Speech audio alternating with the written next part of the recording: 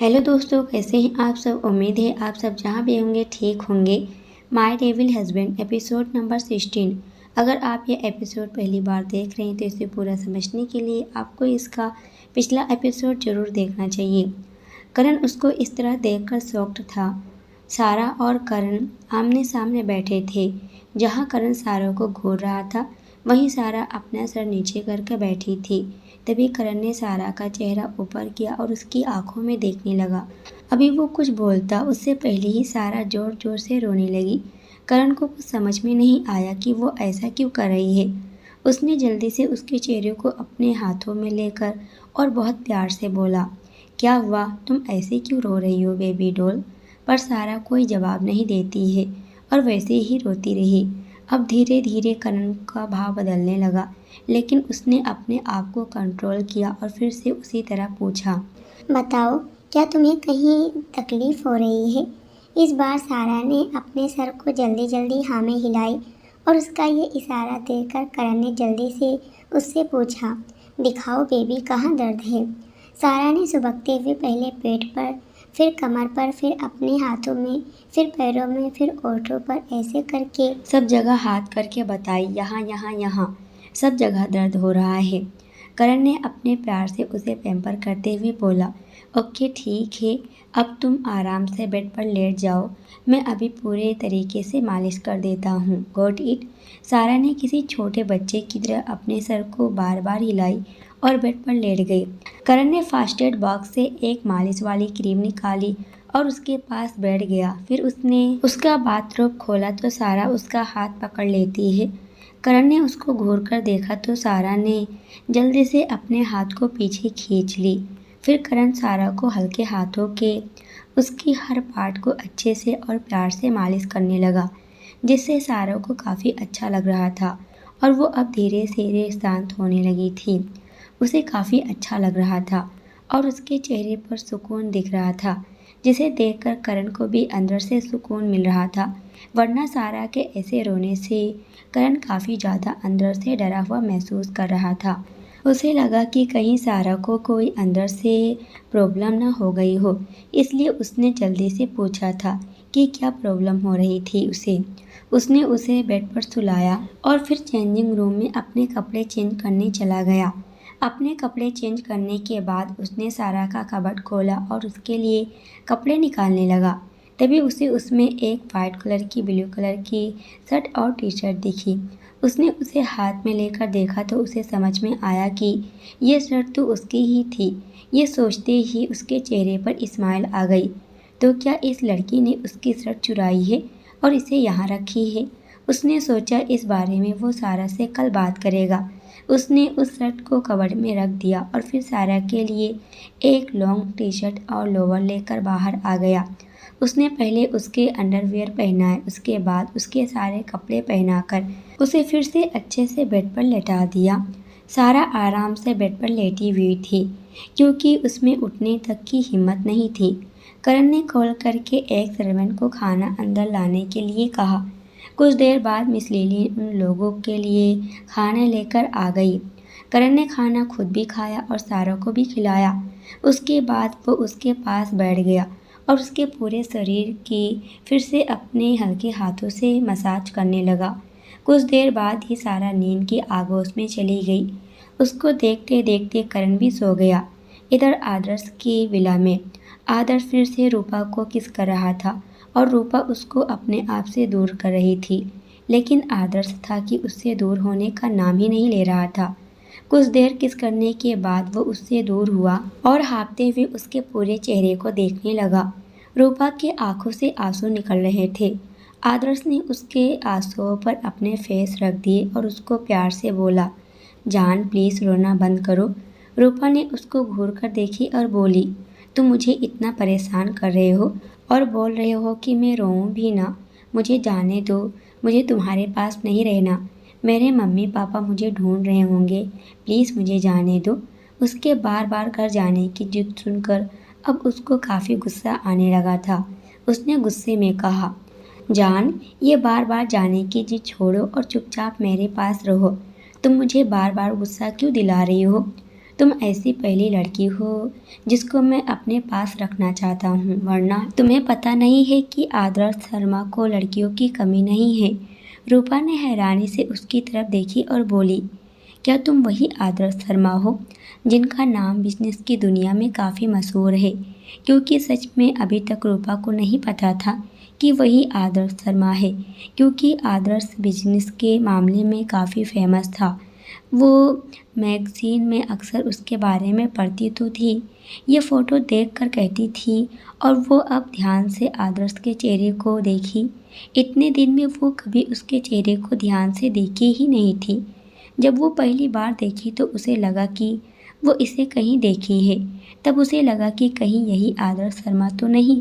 फिर वो सोचने लगी कि वो इतना बड़ा इंसान हो के ऐसे फालतू की हरकत नहीं कर सकता। आदर्श ने उसके चेहरे को प्यार से देखा और फिर उसके सर पर एक लाइट किस करते हुए बोला, यस आई एम आदर्श शर्मा। रूपा उसे हैरानी से देखने लगी तो वहीं दिया के कमरे में अपने बेड पर बैठकर वो रो रही थी, क्योंकि सोम ने उसे डांटा था। वो खुद से बोली, उसकी हिम्मत कैसी हुई मुझे डांटने की। आज के बाद मैं भी कभी उससे बात नहीं करूँगी। देखना, एक दिन तुम खुद आकर मुझसे बोलोगी कि दिया तुम कितनी सुंदर हो, क्या मैं तुम्हें किस कर लूँ? लेकिन नहीं, मैं तुम्हें किस नहीं करने दूँगी। अब मैं तुमसे कभी बात नहीं करूँगी, जाओ। उधर करण सोकर उठा तो देखा सारा अभी तक सो रही है, तो वो जिम की तरफ चला गया। कुछ देर बाद वो जब रूम में आया तो देखा सारा अब उठ चुकी थी और बेड पर बैठकर अपनी आंखें मसल रही थी। करण जाकर उसके पास बैठ गया और प्यार से उसके सर को सहलाने लगा। उसके ऐसे करने पर सारा ने अपने सर को ऊपर उठाकर देखी तो पाया करण उसके पास ही बैठा था। करण ने उसको उठाकर अपने गोद में बैठा लिया और उसके गालों को प्यार से सहलाते हुए बोला, are you feeling better now baby doll? Sara ने अपनी अलसाई नज़रों से करण की तरफ देखी और बार बार अपने सर को हिलाकर बताई कि वो अब ठीक महसूस कर रही है। करण ने उसको अपने गले से लगा लिया और उसके बालों को ऐसे ही सहलाता रहा। कुछ देर बाद उसे ऐसा लगा जैसे सारा की सांसें भारी हो गई है। वो देखा तो वो आलसी लड़की फिर से सो गई थी। उसने उसके छोटे से नाक पर किस किया और उसे बेड पर वापस सुलाकर चला गया। सारा कोई छोटी या पतली लड़की नहीं थी, वो गोलू मोलू सी क्यूट सी डॉल की तरह थी। उसका चेहरा और शरीर इतना गोरा था कि अगर कोई छू भी दे तो उस जगह पर लाल हो जाता था। वो बहुत ज़्यादा गोरी थी, इसके साथ ही उसकी हाइट भी अच्छी थी और उसका छोटा सा चेहरा तो काफ़ी ज़्यादा क्यूट और नाक भी बहुत ज़्यादा क्यूट था। इसलिए करण को उसके नाक पर किस करना बहुत पसंद था। कुछ देर बाद करण सावर लेकर आया और रेडी होकर नीचे ब्रेकफास्ट करने चला गया। उसने मिस लिली को सारा को उठाने के लिए भेज दिया और खुद ब्रेकफास्ट करके ऑफिस के लिए निकल गया। मिस लिली जब रूम में गई तो उन्होंने देखा कि सारा सो रही थी। उनके चेहरे पर एक स्माइल आ गए और वो उसके पास जाकर बैठ गई। उन्होंने धीरे से उसके सर को सहलाई और फिर प्यार से बोली, सारा मैडम उठिए, सुबह हो गई है। लेकिन मजाल है कि सारा उठकर बैठ जाती। काफ़ी कोशिश करने के बाद मिस लिली उसको उठाने में कामयाब हो ही गई। सारा कसमसाते हुए उठी और मिस लिली के गोद में अपना सर रख लेती है और फिर बोली, good morning miss lily. Miss lily ने भी प्यार से बोली, गुड मॉर्निंग सारा मैडम, चलिए अब फ्रेश हो जाएं, मैं आपके लिए एक ब्रेकफास्ट लगाती हूँ। तभी सारा ने पूछा, क्या वो राक्षस, खड़ूस, पागल, बेवड़ा राक्षस ऑफिस चला गया? मिस लिली सोच में पड़ गई कि आखिर सारा किसके बारे में बात कर रही थी। उनको बहुत सोचने के बाद भी जब समझ में नहीं आया तो जैसे ही वो सारा से कुछ पूछने की हुई, उन्हें वैसे याद आया कि सारा करण बाबा के बारे में बात कर रही थी। हाँ, वो उसको ही तो ये सब नाम से बुलाती थी। उन्होंने प्यार से उसके सर पर चपात लगाई और बोली, ऐसे नहीं कहते सारा मैडम। और हाँ, अब वो ऑफिस चले गए हैं। अब चलिए आप भी जल्दी से तैयार हो जाएं। सारा ने अपना मुंह बिगाड़ा और फिर कुछ देर करण की शिकायत कर लेने के बाद जब उसका मन भर गया तो वो बाथरूम में चली गई। मिस लिली भी हंसते हुए बाहर चली गई। कुछ देर बाद सारा ने नाश्ता किया और फिर से अतुल के साथ खेलने लगी। उधर आदर्श के विला में जब से रूपा को ये पता चला था कि जिसके साथ वो रह रही है वो आदर्श शर्मा है, तब से वो एकदम शांति से थी। और आदर्श ने जैसा कि उसे कहा था कि वो उससे बहुत प्यार करता था, तो उसका प्यार वो भी देख सकती थी, पर फिर भी वो भूल नहीं पा रही थी कि उसने उसको किडनैप किया है। आदर्श ने रूपा को ब्रेकफास्ट कराया और अपने ऑफिस की तरफ निकल गया। अब घर में सिर्फ ये दोनों ही बचे थे। ऐसे ही धीरे धीरे 15 दिन बीत जाते हैं। इस बीच सारा की बदमाशियां बढ़ गई थी, तो वहीं करण उसको अपनी तरह से पनिशमेंट भी देता था। वही दिया ने सोम से कोई बात नहीं की थी, ना ही सोम ने दोबारा उससे बात करने की कोशिश की थी। इधर आदर्श और रूपा का रिश्ता भी सुधर गया था, क्योंकि जब से रूपा को ये पता चला था कि जिसके साथ वो रह रही है वो आदर्श शर्मा है और इसके साथ ही वो उसकी बहुत केयर भी करता था, तो उसका उसको देखने की नज़रिया उसके लिए बदल रहा था। इधर मेंशन में एक दिन सारा बैठकर अतुल को पढ़ा रही थी, तभी उसने ध्यान देती है कि अतुल का शर्ट फटा हुआ है। वो बहुत प्यार से उसकी तरफ देखी और बोली, अतुल, ये तुम्हारे शर्ट फटे क्यों हैं? तुमने दूसरा शर्ट क्यों नहीं पहना? अतुल ने अपनी प्यारी और तोतली आवाज़ में मासूमियत से जवाब दिया, मेरे पास दूसरा नहीं है, मेरे पास सिर्फ 2 ही कपड़े हैं। एक ये है और एक घर पर है। मम्मी मेरे लिए नए कपड़े नहीं लाती। वो बोलती हैं कि जब बहुत सारे पैसे आएंगे तब खरीद देंगी, इसलिए मैं यही पहन लेता हूँ। थोड़ा गंदा हो गया है अभी ये, पर मैं मम्मी से बोलकर वो धुल कर देंगी। अतुल की ये बातें सुनकर सारा को बहुत बुरा लगा। उसकी आंखों में आंसू आ गए। फिर उसने सोचा कि क्यों ना उसके लिए कुछ कपड़े खरीदने जाएं। ये सोचकर उसके चेहरे पर स्माइल आ गई थी। वो इस बारे में मिस लिली से बात की, पर मिस लिली बोली कि उसे करण की इजाज़त लेनी पड़ेगी। ये सोचकर सारा फिर से उदास हो गई। सारा और करण में अब सब ठीक चल रहा था। धीरे धीरे सारा को करण की आदत हो लग रही थी, लेकिन वो अभी भी उसके गुस्से से डर जाती थी। फिर उसने कुछ सोचकर करण को कॉल की। उधर करण अपने मीटिंग रूम में अपनी एक इम्पोर्टेंट मीटिंग अटेंड कर रहा था। तभी उसका फ़ोन रिंग हुआ। फ़ोन की रिंगटोन सुनकर उसकी हाथ की मुट्ठियाँ कस गई। फिर उसने गुस्से में अपने फ़ोन की तरफ देखने लगा, पर वो जैसे ही फ़ोन पर नज़र डाला उसके चेहरे के एक्सप्रेशन चेंज हो जाते हैं, क्योंकि ये उसके घर से कॉल आ रहा था। उसे लगा कि मिस लिली कुछ ज़रूरी बात करने के लिए कॉल कर रही होंगी। कहीं सारा ने कोई शैतानी तो नहीं कर ली? उसने अपने आप को कहीं चोट तो नहीं पहुंचा ली? यही सब सोचते सोचते वो जल्दी से कॉल उठाया और कान पर लगा लिया। करण, हेलो। तो वहीं उसको बीच मीटिंग में कॉल उठाते देखकर वहाँ के सभी बिजनेसमैन शॉक्ड होकर करण की तरफ देखने लगे, क्योंकि करण कभी भी अपनी मीटिंग में चाहे कितनी भी इम्पोर्टेंट कॉल क्यों ना हो वो अटेंड नहीं करता था। पर आज ये क्या हो रहा था? लेकिन वहाँ किसी में भी इतनी हिम्मत नहीं थी कि वो उसके सामने अपनी जुबान चला पाए, इसलिए सबने चुप रहना ही सही समझा और अपना सर नीचे करके बैठे रहे। करण ने जैसे ही हेलो कहा, तभी उसके कान में एक बहुत ही मीठी आवाज़ सुनाई देती है, जिसको सुनकर उसको थोड़ा क्या बहुत सुकून पहुंचा और वो उसमें खो गया। तभी फिर से हेलो की आवाज़ आई, पर तभी करण अचानक से सोच से बाहर आया और सोचा ये सारा उसे क्यों कॉल कर रही थी। वो तो कभी भी उसे कॉल नहीं करती थी। आज पहली बार क्या बात होगी? इसलिए उसने थोड़ा अपने आवाज़ को सॉफ्ट करते हुए बोला, इज़ एवरीथिंग ओके मेरा बच्चा?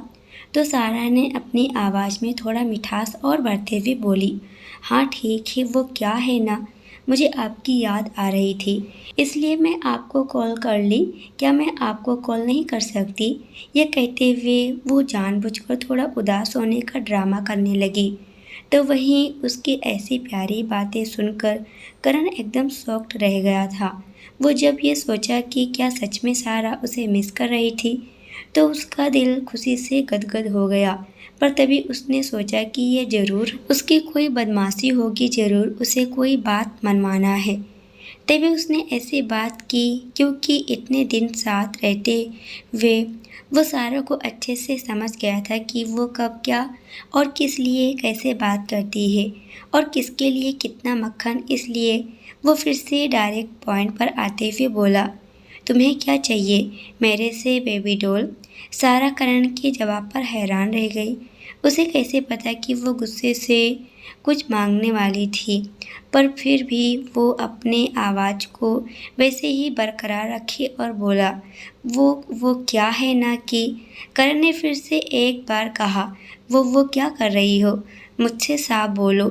तो सारा ने अपनी आंखें बंद की और एक ही सांस में बोल गई, वो क्या है ना कि अतुल के कपड़े फटे हुए हैं तो मुझे उसके लिए कपड़े लेने मॉल जाना है। क्या मैं जा सकती हूँ? प्लीज़ मैं जल्दी चली आऊँगी। ये सब वो एक सांस में ही बोल गई थी, बगैर कुछ ये सोचे कि इसका अंजाम क्या हो सकता था। तो वहीं उसकी ये बात सुनकर करण का चेहरा एकदम से कठोर हो गया और वहाँ बैठे लोग जो पहले से ही करण को इस तरह किसी से प्यार से बात करते देख और उसको बेबी डॉल कहते देख शौक से आंखें बड़ी कर उसकी तरफ देख रहे थे, अब उसका चेहरा देखकर और भी ज़्यादा डर गए थे। वहाँ का माहौल काफ़ी ज़्यादा गर्म हो गया था। सब डरे डरे से करण के चेहरे को देख रहे थे और अब एकदम से करण को गुस्से में देखकर सब डर गए कि कहीं उन लोगों से कोई गलती तो नहीं हो गई। और इधर सारा आँख बंद किए करण के डांट का वेट कर रही थी। सारा अपनी आंखें बंद की और खुद से सोचते हुए बोली, अगर इसने मुझे मॉल जाने से मना कर दिया तो? नहीं नहीं नहीं, सारा अच्छा सोच, सारा अच्छा सोच, मना नहीं करेगा, ये इतना भी बुरा नहीं है। लेकिन अगर कर दिया तो मैं ना जोर से रोने लगूंगी और फिर इसे हमेशा की तरह जानबूझकर मुझे भेजना ही पड़ेगा। हाँ, ये अच्छा रहेगा। ये सब सोचकर उसके चेहरे पर स्माइल आ गई। उधर करण का चेहरा ज़रूरत से ज़्यादा ही कठोर हो गया था। तभी करण ने अपनी उसी आवाज़ में कहा, मैं तुम्हें कहीं भी जाने की इजाज़त नहीं दे सकता, समझ आई बेबी डॉल? ये बोलकर वो जैसे ही कॉल रखने वाला था कि उसके कानों में सारा की रोने की आवाज़ गई।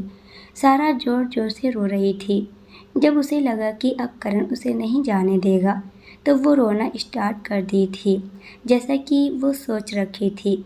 उसकी रोने की आवाज़ सुनकर करण का चेहरा और भी कठोर हो गया और उसका ऑरा एकदम खतरनाक लग रहा था। उसने अपने आवाज़ को तेज करते हुए बोला, मैंने तुम्हें रोने की परमिशन नहीं दिया है, तो अब रोना बंद करो। ये सुनकर सारा और ज़ोर ज़ोर से रोने लगी और फिर बोली, आप बहुत गंदे हो, बहुत बुरे हो ना।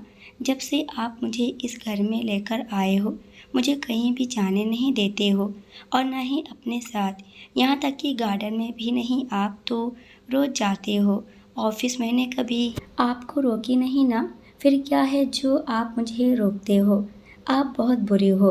अब मैं कभी आपसे बात नहीं करूँगी। उसकी बात सुनकर करण ने अपने सर पर अपने हाथों को रखा और उसे धीरे धीरे सहलाने लगा। वो अपने आप को शांत करने की कोशिश कर रहा था।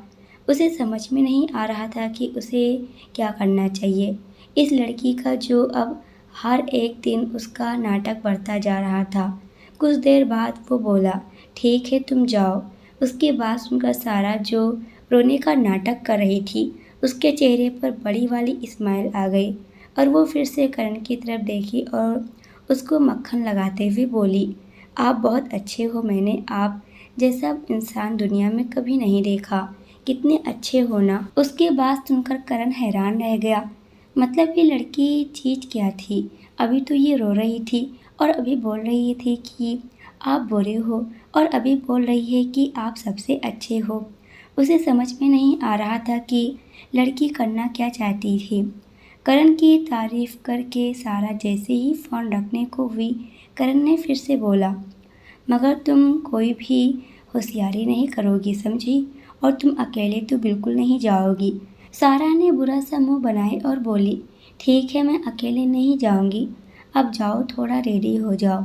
करण ने फिर से बोला, तुम किसके लिए रेडी होगी? मैं तो ऑफिस में हूँ, उसकी बात सुनकर सारा को गुस्सा आ गया। मतलब हद है, वो उसके लिए रेडी भी हो तभी वो बोली, आपको रोकी नहीं ना, फिर क्या है जो आप मुझे रोकते हो? आप बहुत बुरे हो, अब मैं कभी आपसे बात नहीं करूँगी। उसकी बात सुनकर करण ने अपने सर पर अपने हाथों को रखा और उसे धीरे धीरे सहलाने लगा। वो अपने आप को शांत करने की कोशिश कर रहा था। उसे समझ में नहीं आ रहा था कि उसे क्या करना चाहिए।